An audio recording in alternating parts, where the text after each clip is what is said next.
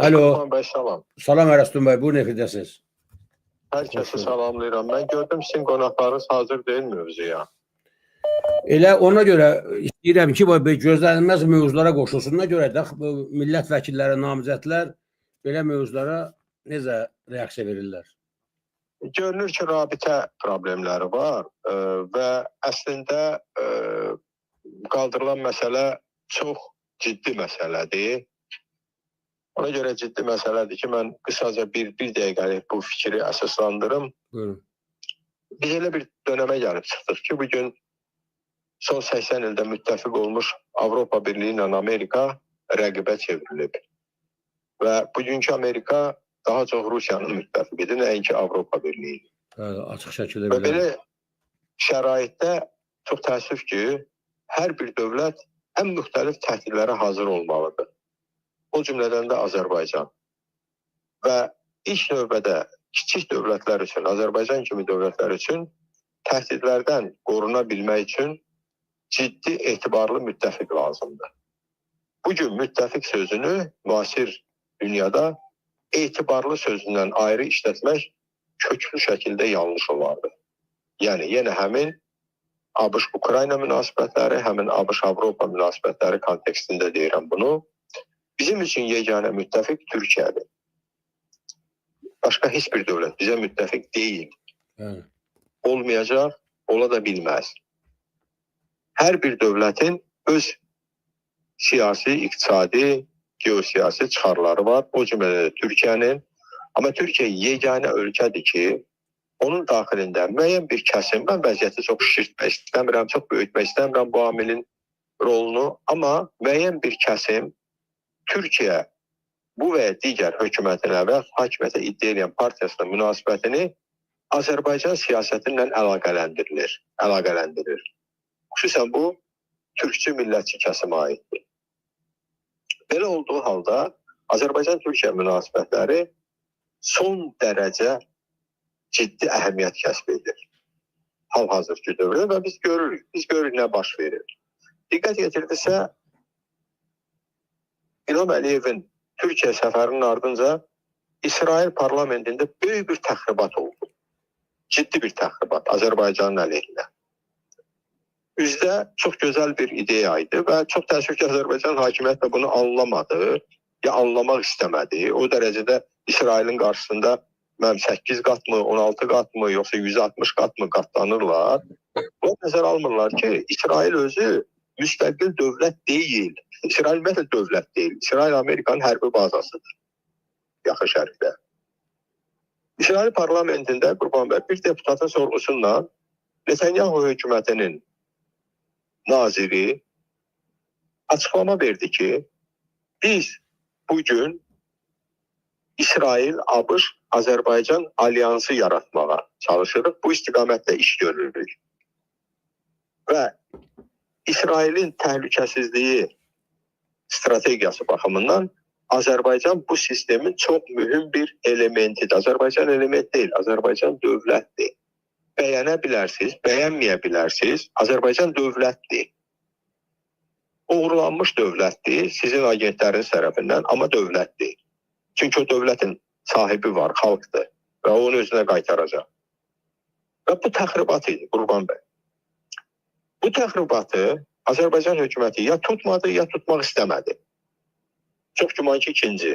Çünki o qədər kütbeyin ola bilməzsən ki, bunun təxribat olduğunu anlamayasan ki, bu addımı, bu ifadəni işlətməklə, belə bir xət göstərməklə, belə bir siyasi strategiya olduğunu güya ortaya qoymaqla Azərbaycanı onu əhatə edən 3 böyük dövlətlə qarşı-qarşıya qoyasan. Rusiya ilə, İranla və ən başlıcası da Türkiyə ilə. O mənada bu təxribatın məhz İlham Əliyevin Ankara səfərinin səhərisi günü ortaya atılması təsadüfi sayılmamalıdır. Baxın, Azərbaycan-Türkiyə münasibətlərini korlanmaq istəyən nə qədər daxili və xarici güclər var. Bəli. Görün Rusiya neylədildi. İlham Əliyev səfərə gedən gün Azərbaycan səfirliyinin qarşısındakı bağda, Moskvada Heydər Əliyevə qoyulacaq heykəlin bünövrəsi qoyuldu. Və ora kim gəlib iştirak elədi? Rusiya Baş Nazirinin müavini. Yəni Ruslar Ankara'ya göstərdilər ki, siz güc çalışa bilərsiniz. Azərbaycan hakimiyyəti bizim tərəfdaşdır. Baxın, biz Heydər Əliyevin xatirəsinə necə hörmətlə yanaşırıq. Nə bilim, biz ona heykəl qoymaq, hələ heykəl yox, heykəlin bünövrəsi qoyulur. Biz ora Baş Nazirin müavini səviyyəsində nümayəndə göndəririk. Və belə bir şəraitdə əlbəttə ki, Azərbaycan-Türkiyə münasibətləri və mən bunu həmişə deyirəm, Türkiyə-Azərbaycanın yeganə təbii müttəfiqidir. Çünki o Türkiyə xalqının, elə Azərbaycan xalqı kimi də çeşidli olmasına rəğmən orada bizim dəstəkçimiz olan müəyyən bir kəsim var. Və Türkiyə hələlik istər İrandan, istər Rusiyadan fərqli olaraq hakimiyyəti qanuni seçki yolu ilə müəyyənləşən dövlətdir. Qüsurlar ola bilər, amma fakt olaraq qalmaqdadır. Və bütün bu filmlərdə, tarixin orada təhrif olunması da, Azərbaycan türklərinə aşağılayıcı münasibətdə, o hamısı məqsədli həyata keçir. Və hamısı böyük bir təxribatın tərkib hissəsidir. Ona görə yox ki, Türkiyə Azərbaycanı itirsə və yaxud qazana bilməsə, Türkiyə dövlət olaraq zəifləyəcəkdir.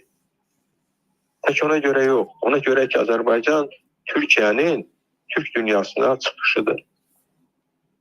Mərkəzi Asiya çıxışıdır. Və Türk dünyası Mərkəzi Asiyadadır, qismən Çindədir və böyük bir hissəsi də Rusiya ərazisindədir. Baxmayaraq ki, onların mütləq əksəriyyəti demək olar ki, öz kökənini itiribdir. Yəni, onlar faktiki olaraq assimilyasiya uğradılıblar Rus Sovet İmperiyası tərəfindən. İndi baxın buna prosesə, əziz həmvətənlərim, geniş pəncərədən. Görün, Azərbaycan nə dərəcədə əhəmiyyətli rol oynayır böyük bu geosiyasi xəritədə. Azərbaycan açardır. Elə bilin ki, siz bir zəngin binaya, böyük bir binaya girmək istəyirsiniz, orada xilas olmaq üçün, qorunmaq üçün, yaşamaq üçün, həyatda qalmaq üçün. Amma sizin orada daxil ola bilməyiniz qapını aça bilməyinizdən asılıdır. Asardan asılıdır. Asar yoxdursa, siz qaldınız bayırda. Ya günün istisi öldürəcək, ya soyuq, ya yağış, ya qar, ya boran, ya da tufan. Bu məsələ var ortada. Və ona görə də bütün bu dövlətlər, xarici faktorlar təkcə özləri fəaliyyət göstərmir. Onlar həm də Azərbaycanın və Türkiyənin daxilindəki nəhəng 5-ci kolonları vasitəsilə iki dövlət arasında münasibətləri korlamağa nə qədər desəz investisiya eləməyə hazırdılar. Çünki bu, dediyim kimi, iki dövlət arasında münasibətdən gedən söhbət deyil. Bu iki dövlətin münasibəti məsələsi deyil. Bu böyük geosiyasi məsələdir. Bilirsiniz, biz dövlət ifadəsini çox rahat şəkildə işlədirik də. Çox asanlıqla dövlət deyirik. Dövlət o institutdur ki, onun müstəqil xarici, iqtisadi, təhlükəsizlik, müdafiə və daxili siyasəti var. İndi, əzizlərim, mən sizi bir qədər təəccübləndirəcəm öz sualıma cavab verməklə. Sizcə dünyada neçə həqiqi müstəqil dövlət var? Bu çərçivədən baxdıqda, bu prizmadan baxdıqda, o istiqamətlərdə fəaliyyət prizmasından. Mən sizə cavab verim. 7-8 dövlət var dünyada müstəqil. Cəmi 7-8. Mən sadalaya da bilərəm o dövlətləri. Təəccüblənəcəksiniz, amma təəccüblənməyin. Sonra diqqətlə düşünəndə görəcəksiniz ki, mən düz deyirəm. Bunlardan biri Amerika Birləşmiş Ştatları təbii, biri Rusiyadır, biri Çindir, biri Fransadır, biri Böyük Britaniyadır. İkisi də İranla Türkiyədir. Çünki bu dövlətlər öz xarici siyasətini, daxili siyasətini, təhlükəsizlik siyasətini, heç bir dövlətin marağını nəzərə almadan öz maraqlarına uyğun şəkildə həyata keçirirlər və bu yolda da heç bir dövlətdən asılı deyirlər. Buyurun, Mən 7 dövlət sadaladım. 8-ci qisməndir, Hindistandır. Vəssalam, dünyada başqa heç bir müstəqil dövlət yoxdur. Bir dövlətin ki, maliyyəsi başqa dövlətin nəzarətində də o müstəqil dövlət deyil. Bir dövlətin ki, müdafiə siyasəti başqa dövlətlərdən asılıdır, o müstəqil dövlət deyil. Bir dövlətin ki, iqtisadiyyatı öz nəzarətində deyil, o müstəqil dövlət deyil, ola da bilməz. Və bu 7 müstəqil dövlətdən biri bizim müttəfiqimizdir. Bugün Türkiyə Böyük Britaniya ilə çox yaxın tərəfdaş münasibətindədir. Müstəqil deməyə ehtiyat edirəm. Tərəfdaş münasibətindədir. Və yaxın şərqdə Türkiyənin və o cümlədən də Böyük Britaniyanın cəmi 2 tərəfdaşı var. Bunun biri Qətərdir, biri də qismən Birləşmiş Ərəb Əmirlikləridir. O daha çox Britaniyaya yaxındır. Amma nəzərə alır ki, söhbət hansı koalisiyalardan gedir. İndi baxın, necə bir mürəkkəb konfigurasiya alındı. Və bu mürəkkəb konfigurasiyada Türkiyənin güclənməsi üçün, onun rolunun artması üçün Azərbaycan açar rol oynayır. Ona görə də bizim daxilimizdə, Türkiyənin daxilində bu 2 dövlət arasında nifaq salmaq, bu 2 xalq arasında bir-birinə nifrət yaratmaq istəyən çox ciddi qüvvələr işləyir. Qurban bəy, çıxış eləyən bəyin adını unuttum. Süleyman bəydir. Süleyman bəy, bəli. Süleyman bəy bir daha salamlayıram. Onun yanaşmasını alqışlayıram. Həqiqətən sevirəm ki, belə gənclərimiz var. Süleyman bəy o Türkdən misal gətirdi. Dedi ki, mən Ermənistana gedəndə mənə belə münasibət göstərirlər. Azərbaycana gələndə belə münasibət göstərirlər. Bu ağ yalandır. Və belə söhbət eləyən adamlar da onu məqsədli şəkildə eləyirlər. Türkiyənin içində hamı türkdür. Amma bilmirsən ki, o türkün arxasında nə yatır? PKK-çı mı yatır? Erməni mi yatır? Yunan mı yatır? Bu da var axı. Gəlin etiraf eləyək. Bizdə də, Azərbaycanda da müəyyən milli azlıqların daxilində kiçik qruplar var ki, onlar türk sözünün özünə belə nifrət edir. Bəli. O gizlətmirlər, açıq şəkildə deyirlər. Yəni mən misalı ona görə gətirdim ki, burada biz ayıq-sayıq olmalıyıq. Biz bütün bu məsələlərə çox diqqətlə və çox dərindən yanaşmalıyıq. Və o filmdə, mən də baxmışam o filmdə, o filmdə Səfəvilərlə bağlı olan epizodların hamısında məhz o nifaq salma meyilləri var. Açıq aydın görünür olar. Bəli, ola bilər Türkiyə dövlətində bizə biraz yuxarıdan aşağı baxırlar. Buna təəccüblənmək lazım deyil. 600 ilin imperiyasıdır. Tarixdə 600 il ömrü olan ikinci bir imperiya olmayıbdır. O imperiyanın davamçıları olan bugünkü türk xalqı, həsən də türk imperiyası deyil idi də, gəlin etiraf edək. O ümumiyyətlə belə götürəndə xilafətin sələf idi daha çox. Yəni o dini imperiya idi. Məsələ ədavət də Səfəvilərlə ondan irəli gəlirdi ki, orada məzhəb məsələsi var idi. Bir tək o deyildi təbii ki, amma o da var idi. Amma bugün dünya dəyişib. Artıq 200 il bundan əvvəl din faktor olaraq, dövlət faktor olaraq keçdi arxa plana. Milli dövlətlər yaranmağa başladı. Bu proses Avropadan başladı, gəldi şərqə də çıxdı. Və bugün artıq Türkiyə həmin o Osmanlı, neo-Osmanizm siyasətindən, strategiyasından imtina elədi. Erdoğanın ilk mərhələdə strateji xətti o idi.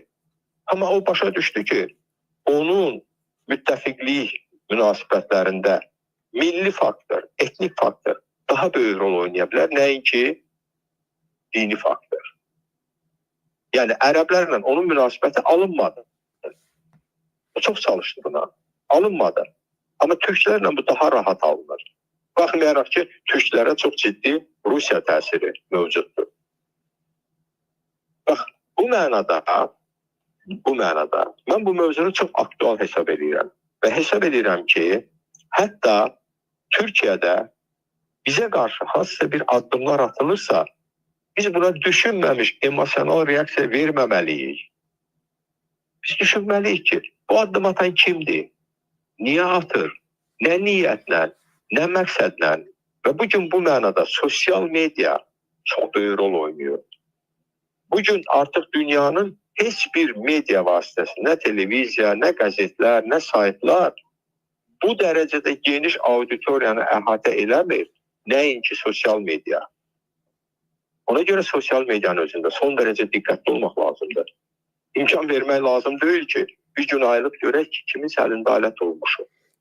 Və özümüzə qarşı alət olmuşuq. Bu ən böyük faciə olan, istənilən bir xalqdır. Mən uzun danışdım, çox üzr istəyirəm. Amma bir daha deyirəm, təşəkkür edirəm ki, çox zəruri müdaxilə oldu. Təşəkkürlər. Çox sağ olun. Qaldırmısınız və Süleyman bəyə təşəkkür edirəm. Həqiqətən Süleyman bəy,